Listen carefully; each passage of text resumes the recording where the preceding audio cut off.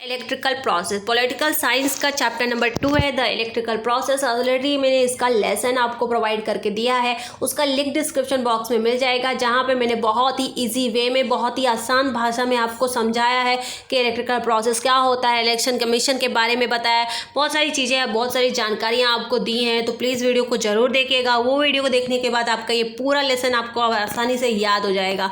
तो आइए डिस्कस करते हैं जो हमारा क्वेश्चन आंसर है। तो टेक्स्ट बुक के जितने भी क्वेश्चन आंसर है वो सारे मैं आपको सॉल्व कराती जाऊंगी। तो वीडियो को देखते रहिए। चैनल पे नए हैं तो सब्सक्राइब करिए, बेल आइकन को क्लिक करिए ताकि आपको नोटिफिकेशन मिलती रहे। तो अभी यहाँ पे बात करते हैं हमारे क्वेश्चन आंसर की। पहला क्वेश्चन आपको यहाँ पे बोला गया है चूज द करेक्ट। यहाँ पे एमसीक्यू टाइप का ऑप्शन है, ठीक है। तो पहला क्वेश्चन बोला है the election commissioner is appointed by the. Election commissioner किसके अपॉइंटेड बाय द कौन है? तो भाई यहाँ पे जो इलेक्शन कमिश्नर है वो अपॉइंट होता है किसके द्वारा? तो यहाँ पे इसका आंसर जो है वो है आपका प्रेसिडेंट। प्रेसिडेंट के द्वारा इलेक्शन कमिश्नर को अपॉइंट किया जाता है, ठीक है। नेक्स्ट क्वेश्चन है dash was the appoint as a first chief election commissioner of the independent India. तो देखो जब भारत स्वतंत्र हुआ, इंडिपेंडेंट हुआ, उस तब जो इलेक्शन कमीशन रखा गया तो उसमें चीफ इलेक्शन कमिश्नर कौन थे? तो वो थे जो कि है हमारा सुकुमार सेन, ठीक है। कौन थे? सुकुमार सेन। नेक्स्ट क्वेश्चन है जो कि है constituency are created by dash committed of the election commission. तो यहाँ पे है डेलिमिनेशंस। क्या? डेलिमिनेशंस। कॉन्स्टिट्यूएंसी का मीनिंग आपको मैंने ऑलरेडी बताया है, तो वो वीडियो को जरूर देखिएगा। इस वीडियो में भी मैं आपको बता देती हूँ इसका मीनिंग क्या होता है। तो देखो जैसे कि हमारा एक स्टेट है, ठीक है, समझो कि ये आपकी कंट्री है। अब इस कंट्री में क्या है कि अलग अलग क्या है, ये सारे अलग अलग अपने अपने स्टेट है, ठीक है। इसी स्टेट में एक इलेक्शन कमीशन क्या करता है, अलग अलग पार्ट्स में कर देता है ताकि उसको आसानी होती है कि लोग कितने हैं और चीज़ें अच्छे से वोटिंग के लिए जो भी लिस्ट बनाई जाती है उसमें आसानी हो जाती है, ठीक है। तो यहाँ पे इसे हम कॉन्स्टिट्यूएंसी बोलते हैं। क्या बोलते हैं इसे? जब अलग अलग पार्ट में कर देते हैं इसे कॉन्स्टिट्यूएंसी बोलते हैं। और इसी कॉन्स्टिट्यूएंसी को जब हम जैसे कि इसमें अभी पार्ट्स को सेलेक्ट करना है, ठीक है, कि अलग अलग पार्ट में करना है तो उसमें कोई प्रॉब्लम्स ना आए, आसानी से हो जाए, तो इसलिए डेलिमिनेशंस इलेक्शन कमीशन बनाया जाता है। तो वही चीज़ यहाँ पे बताई गई है जिसका आंसर हमने देखा डेलिमिनेशंस होता है, ठीक है। ये शॉर्ट में मैंने बताया, वीडियो आप देखोगे तो पूरा समझेगा। नेक्स्ट है question whether the state the whether following statement are true और फॉल्स। कि ये जो स्टेटमेंट दिए गए हैं इनमें से सही क्या है, गलत क्या है, आपको बताना है। अगर गलत है तो क्यों गलत है, और सही है तो क्यों सही है, पूरा बिहाइंड का रीज़न देना है। पहला आपको क्वेश्चन बोला जा रहा है the election commission lay down the code of conduct during election. बोला जा रहा है कि कोड ऑफ कंडक्ट, जब इलेक्शन होते हैं तब कोड ऑफ कंडक्ट क्यों रखा जाता है तो इलेक्शन कमीशन में। तो इसका रीज़न भाई यही है कि चोरी पहले तो बहुत प्रॉब्लम्स फेस होती थी, दंगे भी हो जाते थे, आग जला दी जाती थी, लोगों को वोट करने नहीं दिया जाता था, बहुत सारी प्रॉब्लम्स होती थी। ऐसी प्रॉब्लम ना हो इसलिए कोड ऑफ कंडक्ट लाया गया। आइए इसको डीप में अच्छे से समझते हैं। तो जैसे कि आप लोग देख सकते हैं यहाँ पे आपको क्वेश्चंस का आंसर दिया। Election commission lay down the code of conduct during election. Yes this statement is true. ये सही है तो आप ऐसे लिखोगे ट्रू। उसके बाद आपको लिखना है टू एंश्योर। क्या रीज़न है उसके बिहाइंड का? तो देखो to ensure free and fair election in India of the code of conduct is one of the major control malpractice during elections. जब भी इलेक्शन के टाइम में गलत चीज़ें होती हैं या फिर कोई आग जलाना या फिर वोट करने ना देना, गुंडागर्दी करना, तो जैसे ये मैल प्रैक्टिस की जो चीज़ें होती हैं है ना ड्यूरिंग इलेक्शन टाइम, तो वो चीज़ों को कंट्रोल करना, ऐसी चीज़ें ना होने देना, तो यही इंडिया कोड ऑफ कंडक्ट का काम है। तो यही इंडिया कोड ऑफ कंडक्ट में आता है ताकि पूरा इलेक्शन जो है ये इंश्योर करता है कि पूरा फ्री और फेयर में होना चाहिए, मतलब किसी के फेवर में नहीं, मतलब पूरी तरीके से इम्पार्शियलिटी, मतलब इसमें पार्शियलिटी कुछ भी नहीं होगी, ठीक है। तो फेयर होना चाहिए, पूरा अच्छे से सबके फेवर में होना चाहिए। फिर कोड ऑफ कंडक्ट जो होता है, explain the rule. Code of conduct में क्या चीज़ें बताई गई हैं? तो भाई ये पार्लियामेंट के द्वारा, गवर्नमेंट के द्वारा एक रूल्स और रेगुलेशन होता है जिसको सभी को फॉलो करना होता है, चाहे वो गवर्नमेंट हो, चाहे वो पॉलिटिकल पार्टीज हो या फिर खुद पार्लियामेंट क्यों ना हो, उसको भी ये फॉलो करना पड़ेगा, ठीक है। तो ये कोड ऑफ कंडक्ट में रूल्स रेगुलेशन होते हैं। code of conduct explain the rule that are be followed by government, political parties and voter before election and during elections, इन सभी को फॉलो करना होता है कोड ऑफ कंडक्ट को। Even the government can not violate this rule, even सरकार भी इसका रूल का वायलेट नहीं कर सकती है, इसके अगेंस्ट नहीं जा सकती है। ठीक है, नेक्स्ट क्वेश्चन है हमारा, वो है under special circumstances the election commission hold re elections in a particular constituency for a second time. Under कुछ ऐसे सर्कमस्टेंसेस हो जाते हैं जिसकी वजह से वापस इलेक्शन रखे जाते हैं, तो कौन सी चीज़ है, और अगर ये स्टेटमेंट सही है तो आप इसका रीज़न बताइए, अगर फॉल्स है तो इसका रीज़न बताइए। तो इसका आंसर जो है आप लोग देख सकते हैं, ये स्टेटमेंट सही है। Under special circumstances election commission hold election in a particular constituency for a second time, ये स्टेटमेंट सही है। It is a true if the elected representative in Lok Sabha, Vidhan Sabha और local self government resign or due to his death his seat become vacant and the election are held for that seat। अब इसका मतलब क्या हुआ, तो ध्यान से सुनो। अगर मान लो कि आपने जिस रिप्रेजेंटेटिव को रखा था, जैसे कि लोकसभा में जो चुना गया था, उसका डेथ हो जाता है, तब अब डेथ हो गया तो उसकी जगह तो खाली हो गई ना, इसलिए वापस इलेक्शन रखना पड़ेगा। या फिर विधानसभा, तो सपोज जिसको आपने चुना था उसकी कैसे भी मृत्यु हो जाती है अगर, तो फिर वापस से इलेक्शन होंगे। या फिर लोकल सेल्फ गवर्नमेंट, जैसे कि हम लोकल लेवल में नगर सेवक हो गए, इनको चुनते हैं, है ना, तो अगर डेथ हो जाता है अचानक से, तो फिर हमें वो जगह खाली हो जाती है, उनकी सीट खाली हो जाती है। दैट्स वाई हमें इलेक्शन कमीशन रखना होता है, मतलब कि वापस से इलेक्शन होते हैं उस सीट के लिए। ठीक है, नेक्स्ट क्वेश्चन है, थर्ड क्वेश्चन आपको यहाँ पे दिया गया है, the state government decide as to when and in how many stages the election will be held in a particular state. एक पर्टिकुलर स्टेट में, ठीक है, तो एक पर्टिकुलर स्टेट में कितने, हाउ मैनी स्टेजेस, कितने स्टेजेस होंगे इलेक्शन, कितने स्टेजेस में इलेक्शन रखने चाहिए, तो स्टेट गवर्नमेंट ये डिसाइड करती है। तो क्या है, तो आइए इसका ये जो स्टेटमेंट दिया गया है, क्या ये सही स्टेटमेंट है? हमने सुना था कि इलेक्शन का कमीशन डिसाइड करती है, फिर यहाँ पे स्टेट गवर्नमेंट क्यों आ गया? लेक्चर में तो हमने इलेक्शन कमीशन सुना था। तो क्या ये स्टेटमेंट गलत है या सही है? अगर सही है तो उसका रीज़न दो, गलत है तो उसका रीज़न दो। तो आइए डिस्कस करते हैं। तो जैसे कि हम लोगों ने लेसन में पढ़ा था, ये स्टेटमेंट थोड़ा रॉन्ग है। यहाँ पे स्टेट गवर्नमेंट के प्लेस में इलेक्शन कमीशन रखना चाहिए था, तो this statement is wrong. Right क्या है फिर? तो देखो, the election commission of India, the state level election commission conduct all important election in our country. State level की जो होती है ना, जो स्टेट लेवल का, जो हमारे राज्य के लेवल का इलेक्शन कमीशन होता है, वही कंडक्ट करता है पूरे कंट्री में इलेक्शंस। ठीक है, तो ये चीज़ याद रखना कि इलेक्शन कमीशन कंडक्ट करती है। दूसरा है यहाँ पे कि the entire process of elections from declaring date of election to declaration of result is carry out under the direction and control of election commission.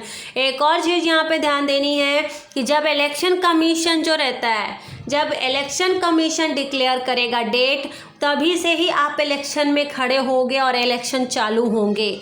तो ये चीज़ होती है, उनके बोलने के बाद ही आपको जब उनकी परमिशन मिलेगी तभी आप कर पाओगे इलेक्शंस। तो ये दो चीज़ें होती हैं। तो इस तरीके से हमने जाना कि हमारा जो ये स्टेटमेंट था ये फॉल्स था, इसका बिहाइंड रीज़न भी हम लोगों ने देखा।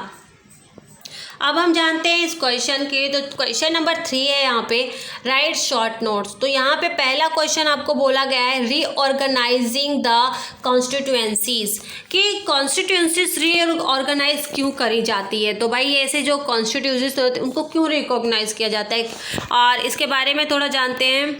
तो रीऑर्गेनाइज कॉन्स्टिट्यूएंसी जो रहती है, तो the total number of member in Lok Sabha 543। देखो लोकसभा में कितने मेंबर होते हैं, तो 543 मेंबर होते हैं। Every member represent one constituency, हर एक मेंबर एक एक कॉन्स्टिट्यूएंसी से आता है, और it mean there are 543 constituency of Lok Sabha. इसका मतलब होता है कि 543 है ना, 543 कॉन्स्टिट्यूएंसी हैं जो कि लोकसभा में हैं।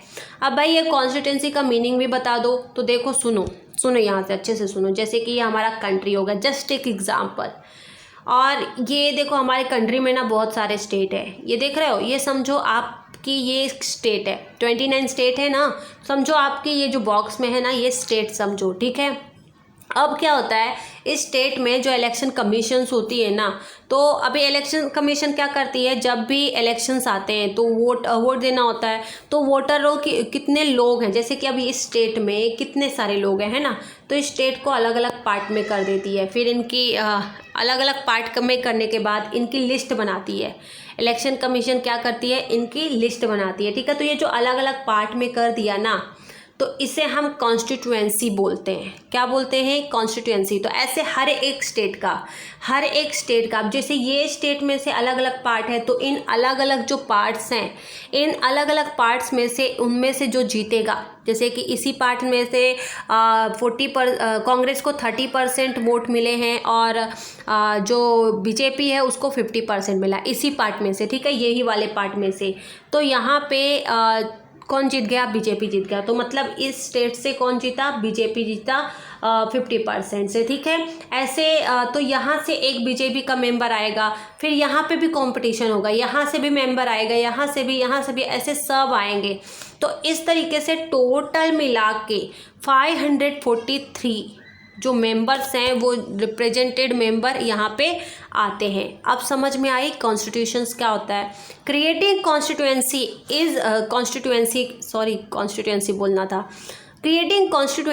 Is the responsible of delimitations commissions of elections commissions. अब डेलिमिनेशन कमीशन क्या होता है, तो delimitation commission does not fall under any pressure while restructuring the constituency. देखो जब हम क्या होता है, इलेक्शन कमीशन है ना बताती, जैसे कि अपना अगर यूपी की बात किया जाए, तो यूपी में 80, सपोज ये जो डायग्राम देख रहे हो ये यूपी का नक्शा है, ठीक है। अब यूपी के जो स्टेट में ये 80 क्या है, ये जो मैं बॉक्सेस दिखा रही हूँ ना, ये क्या है, कॉन्स्टिट्यूएंसी है, मतलब कि उसी के अंदर अलग अलग भाग बना दिए गए हैं, अलग अलग डिस्ट्रिक्ट समझ लो। तो उधर कांग्रेस बीजेपी अलग अलग पार्टीज को वोट दिया जाता है। अगर जिस पार्टी ने ज़्यादा वोट ले लिए वो इधर जीता, फिर इधर से भी जीता, ऐसे यहाँ से करने के बाद फिर इनमें से कोई एक यहाँ चुना हुआ आता है, ठीक है। तो ये जो रिस्ट्रक्चर हम जब करते हैं ये कॉन्स्टिट्यूएंसी को, तो उसी को रिस्ट्रक्चर करने के लिए कि किसी का प्रेशर ना हो, एकदम फ्रीली ये हो पाए काम, इसीलिए डेलिमिनेशन कमीशन लाया गया, जिसके अंडर ये कॉन्स्टिट्यूएंसी रिस्ट्रक्चर की जाती है। तो यहाँ पे हमने जाना रीऑर्गेनाइजिंग ऑफ द कॉन्स्टिट्यूएंसी कि किस तरीके से रीऑर्गेनाइज किया जाता है। दूसरा बात करते हैं हमारा जो कि है journey from the ballot box to EVM machine. अब ये जर्नी बताना है आपको कि जो बैलेट बॉक्स था, बैलेट बॉक्स में आप जैसे कि यहाँ पे आपके टेक्स्ट बुक में दिया गया है वो बॉक्स जैसे कि ये देख सकते हो, तो ये वाला बैलेट बॉक्स हो गया, ठीक है। तो ये बैलेट बॉक्स 1951 से लेके 52 में था। फिर ये ईवीएम, ये जो ईवीएम मशीन है, ठीक है, ईवीएम क्या है, मशीन्स है। तो ये जो ईवीएम मशीन्स है तो इसकी क्या जर्नी है, तो इसके बारे में आपको बताना है। तो यहाँ पे आप देख सकते हैं in the initial election ballot box were use for the purpose of voting. पर वोटिंग के पर्पज से पहले हम ऐसे बैलेट बॉक्स का यूज़ करते थे।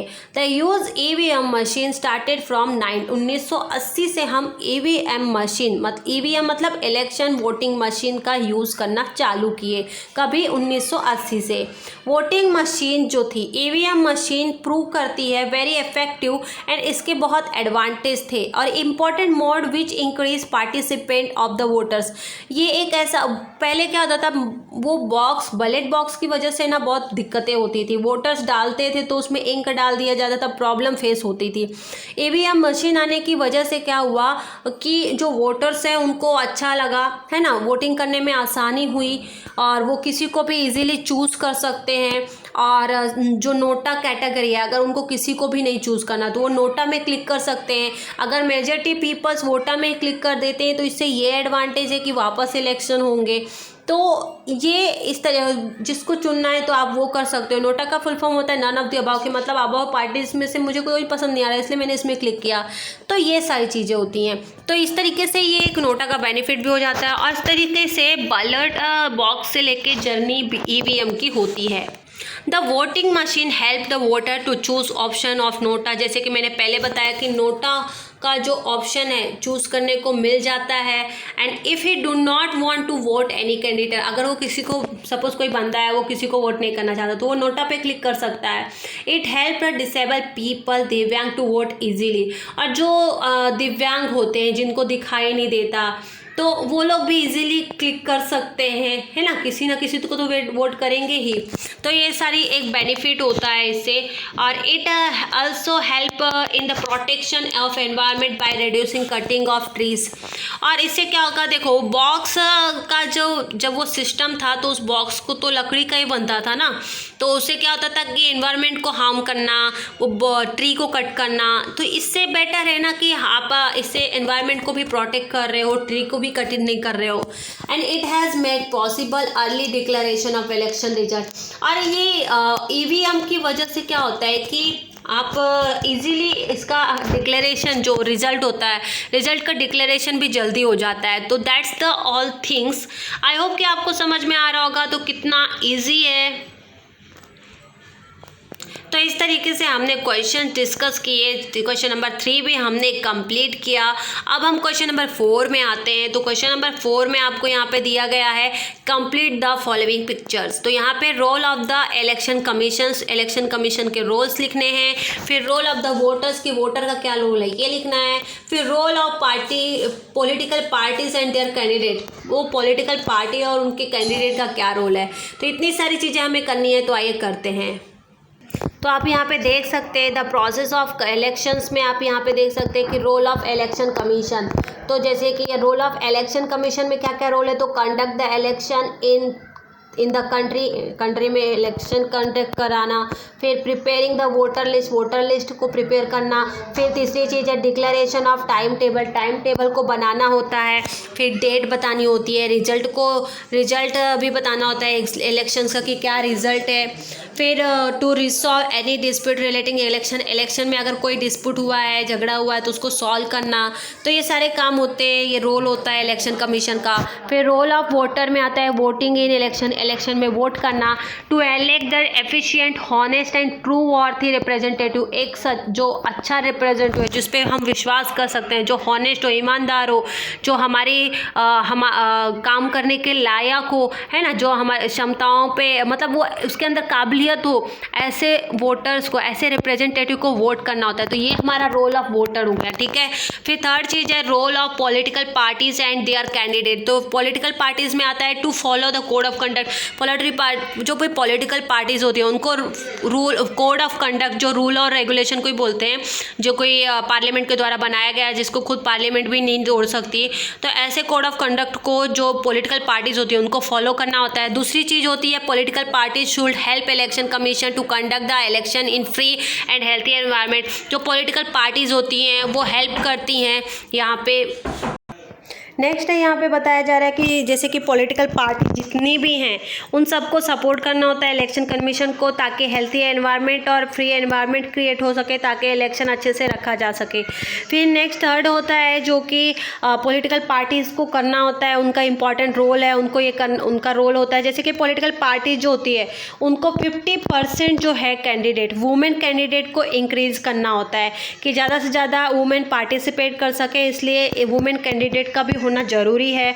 फिर फोर्थ चीज़ है कि political party should not give candidate with criminal background. जो भी पॉलिटिकल पार्टीज़ होती हैं जैसे कि बीजेपी होगी, तो उनमें से जो मेंबर है उनका क्रिमिनल बैकग्राउंड नहीं रखना चाहिए। मतलब वो मेंबर को ऐसे मेंबर को रखे जिनका क्रिमिनल बैकग्राउंड नहीं है, ठीक है। जिनका क्रिमिनल रहेगा तो उससे बहुत दिक्कतें आती हैं इलेक्शन कमीशंस को भी और सोसाइटी को भी। सो दैट्स वाई ये सारी चीज़ें होती हैं। तो हमने जानी द प्रोसेस ऑफ इलेक्शंस, वहाँ पे हमने रोल ऑफ इलेक्शन कमीशन के जाने, election of vote, role of voter के जाने और रोल ऑफ पॉलिटिकल पार्टीज़ के भी हमने जाने। अब हमारा ये लास्ट क्वेश्चन है और बहुत आसान भी है, जैसे कि एक आंसर इन ब्रीफ। पहला क्वेश्चन है explain the function of election commission. Election commission क्या क्या काम करती है वो बताइए। फिर दूसरा क्वेश्चन है right some additional information about post of election commissioner, कि इलेक्शन कमिश्नर का जो पोस्ट होता है उसके बारे में थोड़ा बताइए कि क्या क्या होता है, क्या काम करता है इलेक्शन कमिश्नर, है ना। तीसरी चीज़ है जो कि बोली जा रही है कि explain the meaning of code of conduct, कि कोड ऑफ कंडक्ट को क्यों लाया गया, इसके बारे में थोड़ा बता दो। बहुत ईजी है ना, अभी जस्ट हम लोगों ने पढ़ा, वापस करते हैं। चलिए पहले क्वेश्चन डिस्कस करते हैं, क्वेश्चन नंबर 1 जो कि है explain the functions of election commissions. तो चलिए डिस्कस करते हैं explain the functions of election commission. इसमें आता है preparing the voter list. Election commission जो होती है उसको वोटर की लिस्ट बनानी होती है कि कितने कंट्री में लोग हैं, कितने स्टेट में लोग हैं जो कि वोट देने वाले हैं, जिनकी एज वोटिंग की है, जितने लोग देने वाले हैं 18 प्लस के या फिर 18 के ऊपर के जितने लोग हैं उन सब का नाम लिखना होता है, लिस्ट बनानी होती है। जो एग्जिस्टिंग है जिनका डेथ हो चुका है उनको हटाना होता है लिस्ट से, जो नए हैं उनको लाना होता है लिस्ट में। तो ये एक इलेक्शन कमिश्नर की रिस्पॉन्सिबिलिटी होती है ये सारा काम करना। दूसरा है decide the time table and programme of elections. Election commission को डिसाइड करना होता है कि कब कंडक्ट किया जाएगा इलेक्शंस, कौन सा, तो how many stages hold election in every state. Her state में देखो जितना बड़ा स्टेट होगा उतनी ज़्यादा पॉपुलेशन होती है उधर के, तो कितने दिन यहाँ रखे जाएंगे इलेक्शंस, ये सारी चीज़ें भी देखना पड़ता है। थर्ड चीज़ है स्क्रूटिनिटी। स्क्रूटिनिटी में क्या रहता है, तो स्क्रूटिनिटी में आपका एप्लीकेशन ऑफ कैंडिडेट, मतलब कि स्क्रूटिनिटी का मतलब होता है इंस्पेक्शन, चेक करना। तो जो भी कैंडिडेट है, जैसे कि जितनी भी पार्टीज़ हो गई तो वो इलेक्शन कमीशन के कैंडिडेट हो गई, वो लोग इलेक्शन लड़ने के लिए आ रहे हैं तो फॉर्म भरना पड़ता है उनको। तो जब वो फॉर्म भरते हैं तो उसमें वो खुद का डिटेल देते हैं, सेल्फ पूरा डिटेल उनको देना होता है, इंफॉर्मेशन देना होता है, ताकि ये इंफॉर्मेशन को फिर चेक करने का काम कि बाबा ये एलिजिबल है या नहीं है इलेक्शन लड़ने के लिए, ये सारी चीज़ें देखा जाता है। तो इसे बोलते हैं स्क्रूटिनिटी, जो कि इलेक्शन कमीशन चेक करता है। थर्ड चीज़ होती है give recognise to political parties. अब रिकॉग्नाइज करना मतलब कि बाबा फॉर्म देख लिया, चेक कर लिया, तो फिर किसको रखना है इलेक्शन में, खड़ा करवाना है, उसको परमिशन दिया जाए खड़ा होने का कि नहीं, ये चेक करना। तो in our country we have multiple party system. हमारे कंट्री में मल्टीपल पार्टी सिस्टम है, कोई भी खड़ा हो सकता है, मल्टी पार्टी बना सकता है, ठीक है। इलेक्शन कमिश्नर ने राइट दिया है रिकॉग्नाइज और रिकॉग्नाइज पॉलिटिकल पार्टीज़ का, कि आप अपने पार्टी में से हटा भी सकते हो, है ना, तो पार्टी बना भी सकते हैं, हटा भी सकते हैं। थर्ड चीज़ यहाँ पे बोली गई है कि election commission also allot election symbol. Election commission ने सिंबल, जैसे देखो बीजेपी का कमल ऐसे फ्लावर का सिंबल है, ठीक है, और कांग्रेस का ऐसे हाथ का सिंबल है, तो इस तरीके से और आम आदमी पार्टी का झाड़ू का सिंबल है ना। तो यहाँ पे बताया जा रहा है कि इलेक्शन कमीशन ने क्या किया, अलॉट मतलब परमिशन दे दिया है कि आप अपना सिंबल रखो। यहाँ पे आपको बोला गया कि आप अपना सिंबल रखना है, आपको कोई भी पॉलिटिकल पार्टी हो आपको अपना सिंबल रखना है।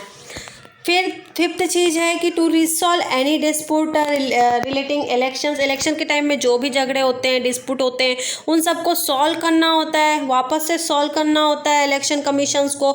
इलेक्शन कमीशन डिक्लेयर करती है कैंडिडेट को कि वो डिस्क्वालीफाइड है कि क्वालिफाइड है ना, इलेक्शन के लिए डिस्क्वालीफाइड है कि नहीं है, ये सारी चीज़ें देखना पड़ता है उसको।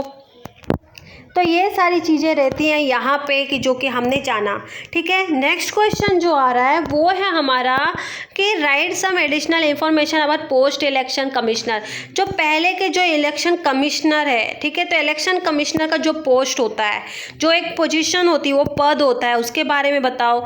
तो यहाँ पे इलेक्शन कमिश्नर जो होता है वो एक central process, Indian election commission is a central to the process of election. ये सेंटर लेवल का इलेक्शन होता है। सेंटर क्यों बोला जा रहा है? बिकॉज लोकसभा में जो मेंबर बैठते हैं ना, ये सब इन्हीं का इलेक्शन होते हैं। फिर वही मेंबर जो जीतते हैं वही यहाँ पे आके बैठते हैं। ठीक है, फिर article 324 of Indian constitution has established autonomous body. Article जो हमारे भारत का कॉन्स्टिट्यूशन है वहाँ पे आर्टिकल 324 कहता है कि इलेक्शन कमीशन को ऑटोनॉमस बॉडी दी गई है, मतलब कि ये इंडिपेंडेंट है। यहाँ पे आप पार्लियामेंट या फिर किसी का रूल नहीं चलेगा, ये किसी की बात नहीं मानेगा। ठीक है, ये उनको बोलेगा तो उनको इसकी बात माननी पड़ेगी, लेकिन ये उनकी बात नहीं मानेगा। थर्ड है जो कि है इसको, बिकॉज इसको राइट दिए गए हैं ना। और फिर थर्ड चीज़ है कि it constitute one chief election commissioner. इसमें एक चीफ इलेक्शन कमिश्नर बनाया जाता है, साथ ही में उसको 2 लोग ऐसे दिए जाते हैं, 2 और भी कमिश्नर होते हैं जो कि इस चीफ कमिश्नर को हेल्प करने के लिए, है ना, मदद करने के लिए साथ में रहते हैं। फिर नेक्स्ट इनको राइट रहता है, बाकी इलेक्शन कमीशन में किसी को इतना राइट नहीं है, किसी को इतना पावर नहीं है, सिर्फ ये तीनों को ही है। इनमें से जो पहला है और इन दोनों को उसकी हेल्प करने के लिए पावर है। ठीक है, तो ऐसे 3 लोगों को पावर दी गई है। The president appointed the election commissions. देखो, जो प्रेसिडेंट होता है ना, प्रधानमंत्री जो होता है, जो हमारा राष्ट्रपति होता है, तो यहाँ पे इलेक्शन कमीशन के द्वारा वो जो प्राइम मिनिस्टर होता है हमारा, तो कैसे बनता है, तो प्रेसिडेंट कैसे बनता है? तो देखो, प्रेसिडेंट अपॉइंटमेंट होता है इलेक्शन कमीशन के द्वारा, अपॉइंट होता है, तो इलेक्ट नहीं होता, अपॉइंट होता है। तो ये लोग जो मेंबर होते हैं इन्हीं के द्वारा फिर चुना जाता है प्रेसिडेंट को, फिर प्रेसिडेंट बनता है। ठीक है, प्राइम मिनिस्टर फिर प्रेसिडेंट। तो यहाँ पे बोला जा रहा है सिंपल कि प्रेसिडेंट अपॉइंट करता है, इलेक्शन कमीशन के द्वारा अपॉइंट होता है। In order to preserve the independence of elections commissioner, he cannot remove from his power easily or an account of political reason। कोई पॉलिटिकल रीज़न से या फिर इतनी आसानी से इसको कोई भी पोजीशन से, उसके पद से निकाल नहीं सकता है। और दूसरी चीज़ ये आपको बताई जा रही है, जो कि मैंने यहाँ पे आपको थोड़ा गलत समझा दिया, कि इसको जो चीफ कमिश्नर होता है ना, इलेक्शन कमिश्नर होता है, इलेक्शन कमिश्नर को कौन इलेक्ट करता है, कौन इस पद में चूज करता है? तो उसको चूज़ करता है प्रेसिडेंट। एक्चुअली में क्या होता है, ध्यान से सुनो, जो IAS ऑफिसर होते हैं, IAS ऑफिसर आपको पता है कौन होते हैं?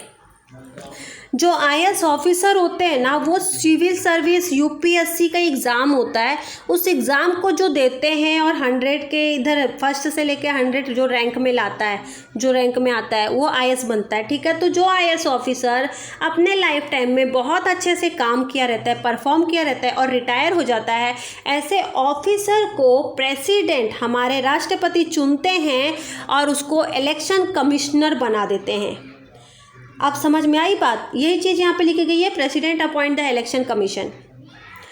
फिर यहाँ पे एक और चीज़ बताई गई है कि election commission does not have separate staff. इनको कोई स्टाफ नहीं रहता है, सेपरेट स्टाफ नहीं। जैसे पुलिस वालों को कैसे एक स्टाफ रहता है, इनको कोई स्टाफ नहीं है। गवर्नमेंट ऑफिसर हो गए, टीचर हो गए और भी एम्प्लॉयज़ वगैरह हो गए, ये लोग हेल्प करते हैं। जब इलेक्शन कमीशंस को चाहिए होता है काम करने के लिए, तो ये सारे लोग इसको हेल्प करने के लिए रहते हैं। ठीक है, तो ये सारी चीज़ें यहाँ पे होती हैं। अब मुझे लगता है आपको पता चल गया, काफ़ी नॉलेज आपको मिल गया होगा इलेक्शन कमिश्नर के बारे में, ये पोस्ट के बारे में। तो अगर आप भी इलेक्शन कमिश्नर फ्यूचर में बनना चाहते हैं तो भाई एक चीज़ याद रखना, आपको IAS बनना होगा, अपनी लाइफ में बहुत अच्छा बेस्ट वे में अपनी जॉब करनी होगी, अच्छा परफॉर्म करना होगा। आपका परफॉर्मेंस देखने के बाद हमारे जो प्रेसिडेंट हो गए वो सोचेंगे इसको बनाना है कि नहीं। अगर बना दिए तो आप बन गए इलेक्शन कमिश्नर। समझ में आई बात? अब आगे बढ़ते हैं। नेक्स्ट क्वेश्चन जो हमारा लास्ट है, explain the meaning of code of conduct. Code of conduct का मीनिंग बता दो भाई, तो ध्यान से सुनो। सिंपल मैं बोलूँ तो रूल्स और रेगुलेशंस होते हैं जो कि गवर्नमेंट के द्वारा ही एक बनाया जाता है, पार्लियामेंट के द्वारा ये बनाया जाता है। और ये एक ऐसा रूल्स और रेगुलेशन है ना कि एक बार बना है ना तो इसको खुद गवर्नमेंट भी मिटा नहीं सकती, इसका वायलेंस भी नहीं कर सकती, समझा। तो जो ये कोड ऑफ कंडक्ट होता है, rule that are to be follow by government, ये जो कोड ऑफ कंडक्ट का रूल्स होता है इसको गवर्नमेंट, पॉलिटिकल पार्टीज़ और वोटर हर कोई इसको during the election time, election के टाइम में, इलेक्शन के पहले और इलेक्शन के बाद इसको फॉलो करना होता है, सब कोई इसको फॉलो करता है। And it help to control malpractice during elections. ये कोड ऑफ कंडक्ट की वजह से क्या हुआ कि जो मैल प्रैक्टिस होते थे उसको कम हुआ, क्या हुआ, ये कंट्रोल करता है उसके ऊपर। मतलब कि कोई भी ऐसे मतलब पुलिस वगैरह खड़े रहते हैं तो चीज़ें मतलब कोई भी वोटर को तकलीफ़ नहीं देता, जब वोटर वोट करने आता है तो सारी सुविधाएं अच्छे से बनी रहती हैं। तो कोड ऑफ कंडक्ट बहुत इंपॉर्टेंट होता है और ये इलेक्शन के टाइम पे ड्यूरिंग इलेक्शन कंट्रोल करता है मैल प्रैक्टिस को। मैल प्रैक्टिस मतलब गलत चीज़ें, किसी को हार्म करना, किसी को परेशान करना, वोटर को परेशान करना, तो ये सारी चीज़ें प्रॉब्लम नहीं आती, ठीक है। फिर it ensure free and fair election. Code of conduct की वजह से फ्री और फेयर इलेक्शन होता है। फेयर इसलिए बोला गया भाई यहाँ पे किसी के साथ पार्शलिटी ना हो, है ना, इसलिए सब फेयर है। मतलब हम लोग यहाँ किसी के साथ नहीं, हम लोग यहाँ पे जज करेंगे एकदम सबको इक्वली, ठीक है।